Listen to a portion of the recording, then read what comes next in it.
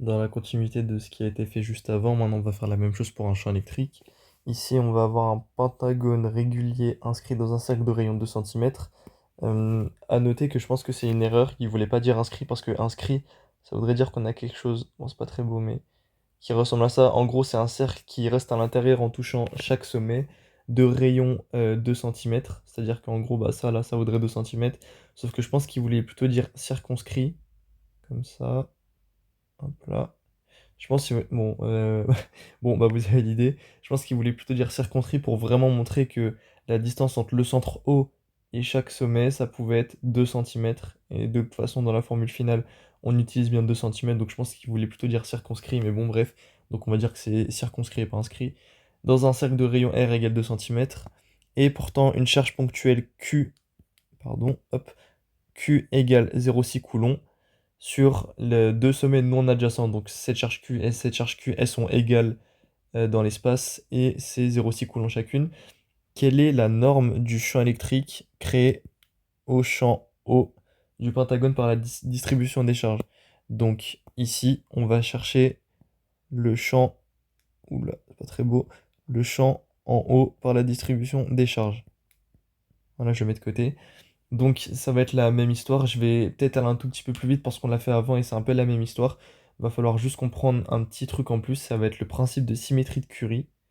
Je le fais juste ici. En fait, le principe de symétrie de Curie dit que quand on a deux charges égales et équidistantes dans l'espace, alors leur champ se traduit selon leur axe de symétrie. C'est-à-dire là, mon trait bleu, ça va être le champ traduit par ces deux charges dans l'espace.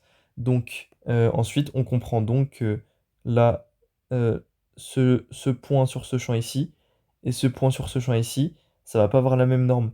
Pourquoi? Parce que c'est pas la même distance. Donc là, par exemple, ici, là, il y aura un champ peut-être plus moindre que ici. Ok? Donc voilà, ça c'était pour un peu comprendre cette histoire de symétrie de Curie. C'est le champ qui se traduit selon un axe de symétrie qu'on a deux charges qui sont égales à une certaine distance dans l'espace. Et ici, ça tombe bien parce que ce champ passe par notre point O. Donc du coup, ici, si je refais le trait, bon voilà, on va devoir calculer ce que O subit de part et d'autre par ces deux charges juste ici. Ok? Donc, bah, du coup, c'est ce qu'on va faire. On va d'abord commencer par ce que fait cette charge, puis après ce que fait cette charge.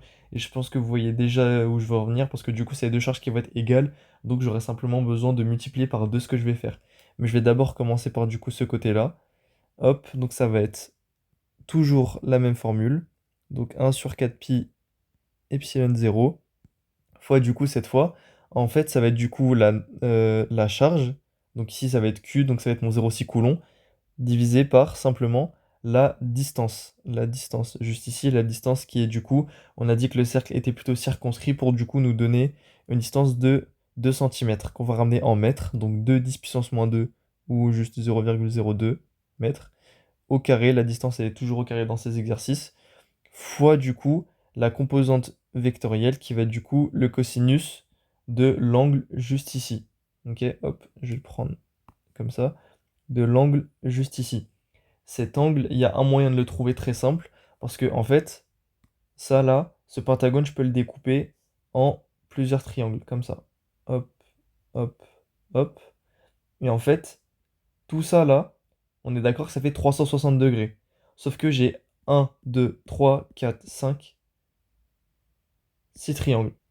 Excusez-moi, 6 triangles. Je dis des bêtises. Ici, c'est un seul et unique triangle. Voilà, donc du coup par 5 triangles, voilà.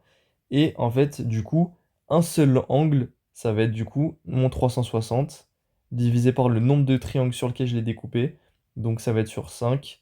360 sur 5, ça vaut 72 degrés. À noter que ça, le 360 degrés, c'est aussi égal à 2pi.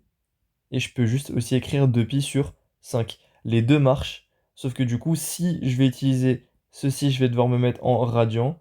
Ici, je vais devoir bien me mettre en degrés. Les deux marches, vous choisissez ce que vous voulez, vous faites juste attention à comment vous configurez votre calculatrice. Moi, j'aime bien mes degrés, je me prends jamais la tête avec mes radians. Donc du coup, je vais utiliser 72 degrés. Par conséquent, je sais que, hop, j'efface tout doucement, hop, hop, et voilà. Je sais que du coup, là, mon angle ici, c'est 72 degrés. Parce que je vous ai dit, on a découpé le pentagone en 5 triangles. Et du coup, chaque triangle, ça fait 72 degrés juste ici. Ok? Donc on est bon. On est bon à partir de là. Cette composante du coup vectorielle qui nous manquait, ça va être cos de 72. Ok? Ça du coup on l'a fait de ce côté. Et si on fait la même chose de l'autre côté, c'est-à-dire on va reprendre la charge Q qui est égale, ça a la même composante vectorielle, c'est le même vecteur, enfin excusez-moi, c'est le même angle. Donc du coup ça va être aussi 72 degrés juste ici. 72 degrés. Et en fait, ça revient à écrire plus, du coup, 1 sur 4 pi epsilon 0 fois q sur 0,02 carré fois cos 72. Je vais pas me prendre la tête à tout réécrire, je vais simplement multiplier ceci par 2. Ça, c'est égal à 2 fois ça. Ok? Parce que c'est la même chose à gauche et à droite, parce que c'est les mêmes charges. Ok? Donc je peux juste factoriser par 2. Voilà, donc j'ai pris un peu d'avance, je me suis permis d'écrire les valeurs numériques. 1 sur 4 pi epsilon 0, il est donné par l'énoncé. Q, c'est 0,6 coulombs donné par l'énoncé. Le rayon, du coup, bien de notre cercle circonscrit non inscrit, c'est bien 2 cm, donc 0,02 au carré, fois cos 72. Là, ici, je suis en degrés et non en radians. Mais si j'avais mis cos de 2pi sur 5 et que je me mets en radians, je suis censé trouver la même chose. Et quand on rentre ça à la calculatrice, on tombe sur 8,34 10 puissance 12 volts par mètre, parce que du coup on est sur un champ volts par mètre qui nous permet de cocher la réponse C. Voilà.